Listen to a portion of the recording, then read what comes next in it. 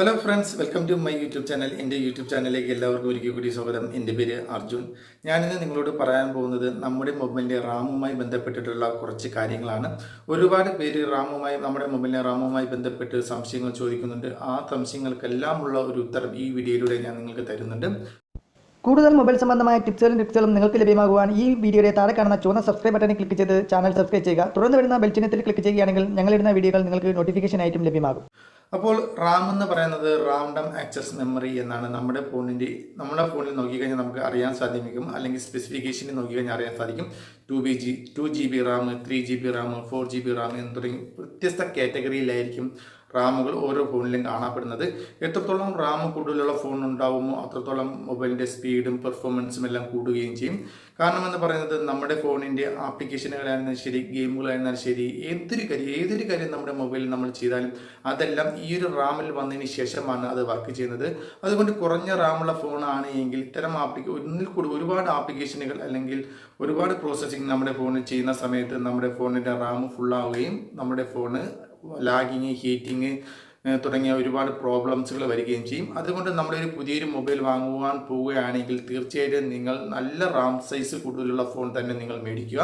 അതുപോലെ തന്നെ നിങ്ങൾ യൂട്യൂബിലും മറ്റുമൊക്കെ നിങ്ങൾ കേട്ടിട്ടുണ്ടാവും അല്ലെങ്കിൽ കണ്ടിട്ടുണ്ടാവും നമ്മുടെ മൊബൈലിൻ്റെ റാം കൂട്ടാൻ സാധിക്കുമെന്നുള്ളത്. അതായത് കുറഞ്ഞ റാമുള്ള ഫോണാണെങ്കിൽ നമുക്ക് നമ്മുടെ ഫോണിൻ്റെ ഇന്റേണൽ മെമ്മറിയോ അല്ലെങ്കിൽ നമ്മുടെ ഫോണിൻ്റെ SD കാർഡോ ഉപയോഗിച്ച് റാം സൈസ് കൂട്ടാൻ സാധിക്കുമെന്നുള്ളത് അങ്ങനെ കണ്ടിട്ട് ആയിരിക്കണം വിനു എന്ന് പറഞ്ഞ ഒരു സുഹൃത്ത് എന്നോട് കമൻറ്റ് ബോക്സിൽ ചോദിച്ചിട്ടുണ്ടായിരുന്നു, നമ്മുടെ മൊബൈൽ റൂട്ട് ചെയ്യാതെ നമ്മുടെ ഫോണിൻ്റെ റാം കൂട്ടാൻ സാധിക്കുമോ എന്നുള്ളതിനെക്കുറിച്ച്. അപ്പോൾ ഞാൻ ഈ വീഡിയോയിലൂടെ 3 കാര്യങ്ങളാണ് പറയുന്നത്. ഒന്നെന്ന് പറയുന്നത് വിനു ചോദിച്ച ചോദ്യത്തിന് ഉത്തരം, റൂട്ട് ചെയ്യാതെ നമ്മുടെ മൊബൈലിൻ്റെ റാം കൂട്ടാൻ സാധിക്കുമോ എന്നുള്ളതും. രണ്ടാമത്തെ ചോദ്യം എന്ന് പറയുന്നത് നമ്മുടെ ഫോണിലെ റാം എങ്ങനെ കൂട്ടാം എന്നുള്ളതിനെക്കുറിച്ചും. മൂന്നാമത് പറയുന്നത് നമ്മുടെ ഫോണിൻ്റെ റാം കൂട്ടിയതിന് ശേഷം നമ്മുടെ ഫോണിൽ ഉണ്ടാകുന്ന മാറ്റങ്ങൾ എന്തെല്ലാമാണെന്നുമാണ്. അപ്പോൾ നമുക്ക് അതിലേക്ക് പോകാം. അപ്പോൾ ഒന്നാമത്തെ ചോദ്യത്തിനുള്ള ഉത്തരം എന്ന് പറയുന്നത് നമ്മുടെ ഫോണിൻ്റെ റാം കൂട്ടുന്നതിന് റൂട്ട് ചെയ്യേണ്ടതുണ്ടോ എന്നുള്ളതിനെക്കുറിച്ചാണ്. തീർച്ചയായിട്ടും നമ്മുടെ ഫോണിൻ്റെ റാം കൂട്ടുന്നതിനായിട്ട് റൂട്ട് ചെയ്യേണ്ട ആവശ്യമുണ്ട്. രണ്ടാമത് എങ്ങനെ കൂട്ടാമെന്നുള്ളതിനെക്കുറിച്ചാണെങ്കിൽ നമുക്ക് ഒരുപാട് ആപ്ലിക്കേഷനുകൾ ഇന്ന് പ്ലേ സ്റ്റോറിൽ ലഭ്യമാണ്. നമ്മുടെ മൊബൈൽ റൂട്ട് ചെയ്തതിന് ശേഷം റൂയി സോഫ്റ്റ് റാം എക്സ്പാൻഡർ, അതുപോലെ തന്നെ സ്വൈപ്പ് ടു SD കാർഡ് തുടങ്ങി ഒരുപാട് റാം എക്സ്പാൻഡിങ് ആപ്ലിക്കേഷനുകൾ പ്ലേ സ്റ്റോറിൽ അവൈലബിൾ ആണ്.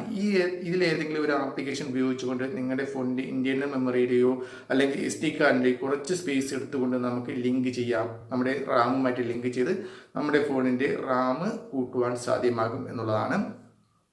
അപ്പോൾ മൂന്നാമത്തെ ചോദ്യം എന്ന് പറയുന്നത്, ഇങ്ങനെ കൂട്ടുന്നത് കൊണ്ട് നമ്മുടെ മൊബൈൽ എന്താണ് വ്യത്യാസം ഉണ്ടാകുന്നത് അല്ലെങ്കിൽ എന്തെങ്കിലും പ്രയോജനമുണ്ടോ എന്നുള്ളതിനെ കുറിച്ചാണ്.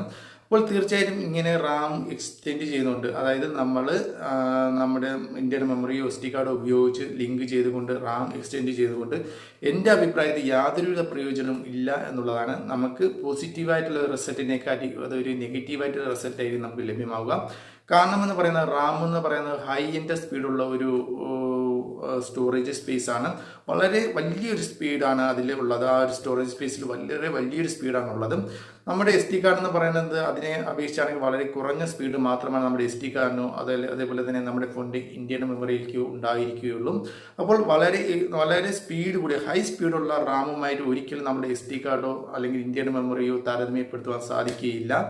അതുകൊണ്ട് തന്നെ നമ്മളെ സ്പീഡ് കുറഞ്ഞ SD കാർഡിലേക്കോ ഇന്ത്യൻ മെമ്മറിയിലേക്കോ നമ്മുടെ റാം ലിങ്ക് ചെയ്യുന്ന സമയത്ത് അങ്ങനെ ലിങ്ക് ചെയ്യുമ്പോഴത്തേക്കും നമ്മുടെ റാമിൻ്റെ സ്പീഡ് കുറയുകയാണ് നമുക്ക് ചെയ്യുന്നത്. അപ്പോൾ നമ്മൾ ഒരു ഗെയിം ഉപയോഗിക്കുമ്പോഴോ അല്ലെങ്കിൽ ഒരു ആപ്ലിക്കേഷൻ ഉപയോഗിക്കുമ്പോഴോ നമ്മൾ സാധാരണ റാമിൽ ഉപയോഗിക്കുന്ന അത്ര സ്പീഡ് നമുക്ക് ഈ ഒരു ലിങ്ക് ചെയ്യുമ്പോൾ സംഭവിക്കുന്ന റാമിൽ നമുക്ക് ലഭ്യമാവുകയില്ല. അതുകൊണ്ട് തന്നെ പെർഫോമൻസ് വളരെ കുറവായിരിക്കും. അതുപോലെ തന്നെ സ്പീഡ് വളരെ കുറവായിരിക്കും. ലാഗിങ്, ഹാങ്ങിങ്, ഹീറ്റിങ് തുടങ്ങിയ ഒരുപാട് പ്രോബ്ലംസുകൾ ഉണ്ടാകും. നമുക്ക് പറയാം നമ്മുടെ ഫോണിൻ്റെ റാം കൂട്ടി എന്ന് വേണമെന്നുണ്ടെങ്കിൽ നമുക്ക് പറയാം, പക്ഷേ യാതൊരുവിധ പ്രയോജനം ഉണ്ടാവുകയില്ല എന്നുള്ളത് മാത്രമല്ല, നമുക്ക് നെഗറ്റീവായിട്ടുള്ള റിസൾട്ടായിട്ട് ഞാൻ നേരത്തെ പറഞ്ഞതുപോലെ ഹാങ്ങിങ്, ലാഗിങ്, ഹീറ്റിങ് തുടങ്ങിയ ഒരുപാട് പ്രോബ്ലംസുകൾ ഉണ്ടാവുകയും ചെയ്യും. അത് കൂടാതെ തന്നെ നമ്മുടെ ഫോണിൻ്റെ ഇന്ത്യൻ മെമ്മറിയുമായിട്ടാണ് ലിങ്ക് ചെയ്യുന്നത് എങ്കിൽ നമ്മുടെ ഫോണിൻ്റെ സ്റ്റോറേജ് സ്പേസ് പെട്ടെന്ന് തന്നെ ക്രാഷ് ആവുകയും മൊബൈൽ ചിലപ്പോൾ കംപ്ലൈൻറ്റ് ആവുകയും ചെയ്യും. കുറച്ച് നാളത്തെ ഉപയോഗത്തിന് ശേഷം ഈ പ്രോബ്ലംസ് വരും. അതുപോലെ തന്നെ നമ്മുടെ SD കാർഡുമായിട്ടാണ് ലിങ്ക് ചെയ്യുന്നതെങ്കിൽ കുറച്ച് നാളത്തെ ഉപയോഗത്തിന് ശേഷം നമ്മുടെ SD കാർഡ് പെട്ടെന്ന് തന്നെ ക്രാഷ് ആയി പോകാം, നമ്മുടെ SD കാർഡ് കംപ്ലൈൻ്റ് ആയി പോകാനുള്ള ചാൻസ് ഉണ്ട്. അപ്പോൾ തീർച്ചയായിട്ടും നിങ്ങൾ ഒരിക്കലും റാം കൂട്ടുവാൻ ശ്രമിക്കരുത് എന്നുള്ളതാണ് എൻ്റെ വ്യക്തിപരമായിട്ടുള്ള അഭിപ്രായം. അതുകൊണ്ട് യാതൊരുവിധ പ്രയോജനം ഉണ്ടായിരിക്കുകയില്ല. നിങ്ങൾ ചെയ്യേണ്ടത് നിങ്ങളുടെ ഫോണിൻ്റെ റാം എത്രയാണോ റാം ഉള്ളത് അതിൻ്റെ ഫ്രീ സ്പേസ് കണ്ടെത്തുക എന്നുള്ളതാണ് ഏറ്റവും പ്രധാനപ്പെട്ട കാര്യം എന്ന് പറയുന്നത്. നമുക്ക് അനാവശ്യമായി ബാക്ക്ഗ്രൗണ്ടിൽ പ്രവർത്തിക്കുന്ന ആപ്ലിക്കേഷനുകൾ ഫോഴ്സ് സ്റ്റോപ്പ് ചെയ്തുകൊണ്ടും അതുപോലെ തന്നെ നമുക്ക് ആവശ്യമില്ലാത്ത ആപ്ലിക്കേഷനുകൾ അൺഇൻസ്റ്റാൾ ചെയ്തുകൊണ്ടും നമുക്ക് ഉള്ള റാമിൻ്റെ ഫ്രീ സ്പേസ് കണ്ടെത്താൻ സാധ്യമാകും. അങ്ങനെ ഫ്രീ സ്പേസ് കണ്ടെത്തുകയാണെങ്കിൽ നമുക്ക് നമ്മുടെ ആപ്ലിക്കേഷൻ ആയിരുന്നാലും ശരി, ഗെയിമുകളായിരുന്നാലും ശരി, നമുക്ക് ഈസി ആയിട്ട് നമുക്ക് വർക്ക് ചെയ്യിക്കാൻ നമ്മുടെ മൊബൈൽ ഉള്ള റാമിൽ വർക്ക് ചെയ്യിപ്പിക്കാൻ സാധ്യമാകും.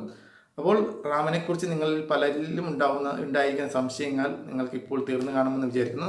നിങ്ങൾക്ക് എന്തെങ്കിലും സംശയങ്ങളുണ്ടെങ്കിൽ ഈ ഒരു വീഡിയോയെ പറ്റിയോ അല്ലെങ്കിൽ വേറെ ഏതെങ്കിലും കാര്യങ്ങളെക്കുറിച്ചോ, നിങ്ങൾക്ക് മൊബൈൽ സംബന്ധമായ കാര്യങ്ങളെക്കുറിച്ച് നിങ്ങൾക്ക് സംശയമുണ്ടെങ്കിൽ ഈ വീഡിയോയുടെ താഴെ നിങ്ങൾ കമൻറ്റ് ചെയ്യുകയാണെങ്കിൽ തീർച്ചയായിട്ടും ഞങ്ങൾ അതിനെക്കുറിച്ചുള്ള ഒരു വീഡിയോ കൂടി തയ്യാറാക്കി നിങ്ങൾക്ക് അപ്ലോഡ് ചെയ്യുന്നതായിരിക്കും.